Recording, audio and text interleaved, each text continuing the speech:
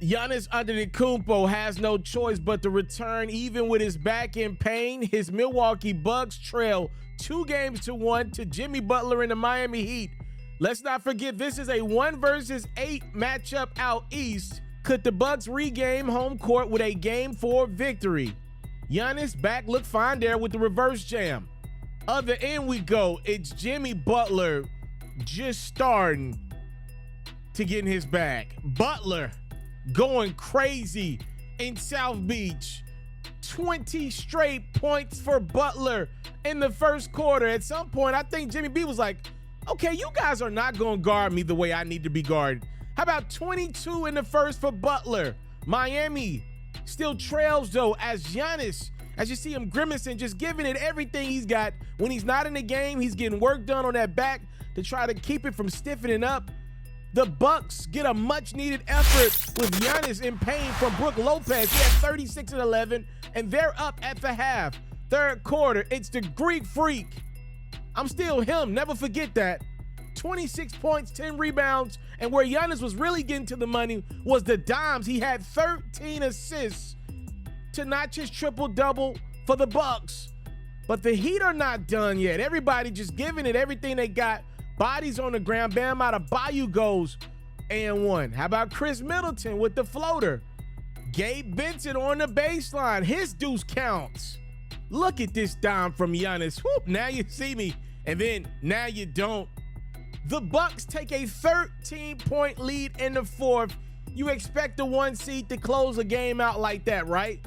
Jimmy Butler says no. Butler just goes off again. So quarters 1 and 4 get the best that Jimmy B's got to offer. It's Butler just getting whatever he wants with Middleton all in his grill. The Heat are down 3 as Caleb Martin knocks in a long deuce. Miami's down just a point. How about the defense from Kyle Lowry leads to offense from Butler, and the Heat take the 1-point lead.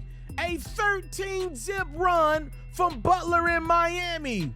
Does Milwaukee got a run left in him? Drew Holiday struggled from the field in this one, but buries a 3-pointer to put Milwaukee back up a deuce.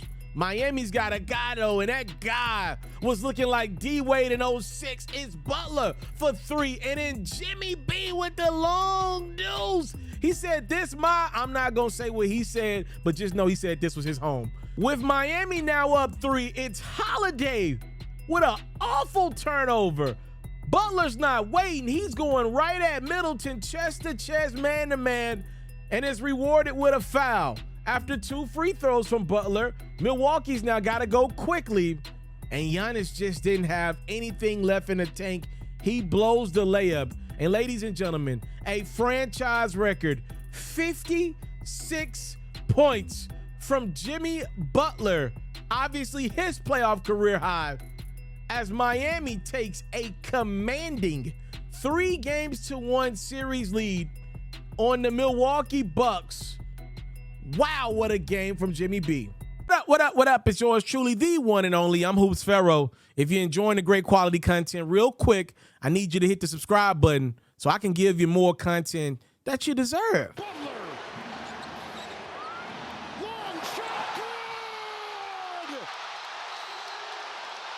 I thought Giannis did all he could. He was clearly not the best version of himself. I think Giannis is banged up a couple different ways. I believe whenever the Milwaukee Bucks season ends, even if they are able to get past the Miami Heat, which is now in huge doubt, I believe Giannis is going to probably get some surgeries. I believe Giannis has been this just super, pretty much non-destructible force over the last 5-6 years in the league, where it just doesn't feel like anything could hurt him, right? He's just been kind of Teflon over the last few years. This is what makes LeBron's greatness so remarkable. Even Giannis is now dealing with injuries. He's banged up. I mean, this is still a very young dude.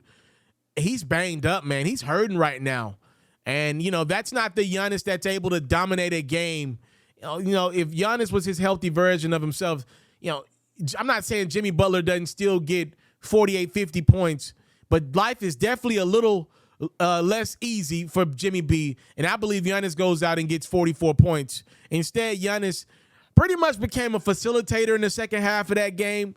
The best thing Giannis had going for him was his passing. He had 13 assists. You know, a lot of it was just straight lobs to Brook Lopez, little easy looks. Brook running down the court, getting down there before Miami's able to set their defense. The Heat took Kevin Love out of the game early, so they were pretty small, and Brook took advantage of that. That's how he had 36 points. Giannis also was kicking out to some shooters to give them good looks. He could have easily had 18, 19 assists with the amount of passing he did. He wasn't in attack mode, like we're used and accustomed to seeing Giannis, and this is why they're on the verge of getting eliminated. You just never know in the playoffs, ladies and gentlemen. The 1 seed, the favorite, the team I picked to win the championship this year is on the brink of elimination. And one of the reasons why they're on the brink of elimination is because of the play of Chris Middleton. One of the things that's not being talked about, when a couple years ago, Chris Middleton was not only looked at as a guy that can get you 25 points a game to help be Giannis' co-star, he also could lock in defensively. Now, was he locked down like his guy Drew Holiday? No, but he was a really good defender at his apex.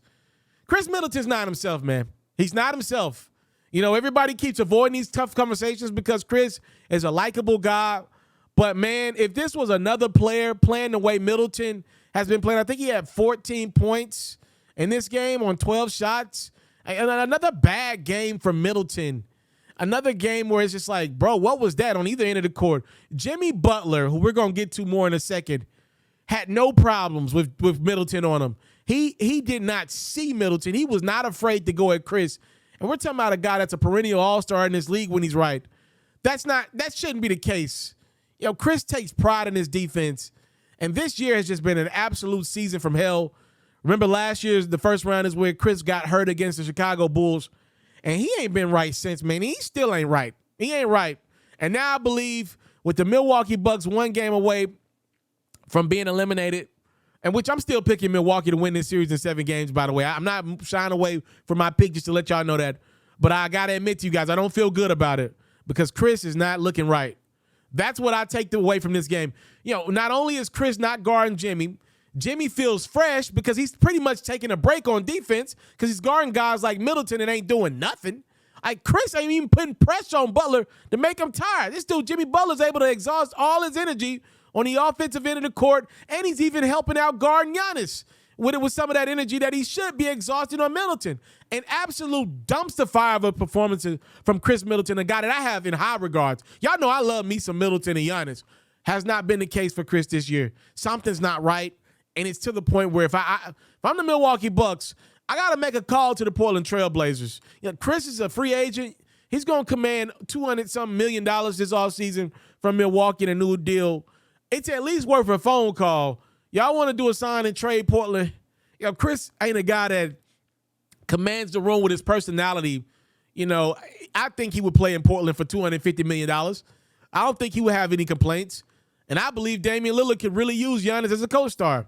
Now, I want to shift and give the respect where the proper respect is due and talk about this incredible 56-point performance from Jimmy Butler. He was magical in this game. Just unreal from Jimmy B. And he himself has the credit for the Miami Heat, now 1 game away from doing the unthinkable. This team was in the play and they lost the 7-8 matchup to Atlanta. Remember, they looked lethargic against the Hawks at home in Miami. And now they're right there on the cusp of eliminating the NBA's favorite to win the ring this year. This is an unreal performance, and it's not been just game. I know this was the 56-point game.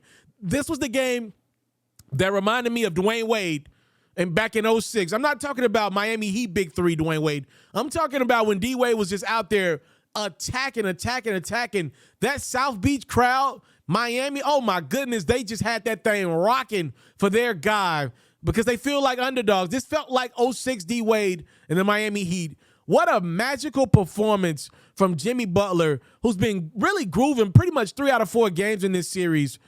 It's been him. No disrespect to Bam Adebayo. Obviously, Tyler Hero got hurt. Max Strus had 1 big game. Shout out Duncan Robinson. He made some timely shots. Gabe Benson, Caleb Martin. This Miami Heat team, they got some guys, But Kyle Lowry, has made some plays. This is all about Jimmy Butler, though. Give credit where credit is due. Jimmy Butler has the Miami Heat one game away from a second-round matchup, by the way, against the Knicks or the Cavaliers. If I'm Miami, I feel really good about that second-round matchup. By the way, I know I'm getting ahead of myself here. Miami's able to advance past the Cavs or the Knicks. Eastern Conference final matchup against the Boston Celtics, against the Philadelphia 76ers.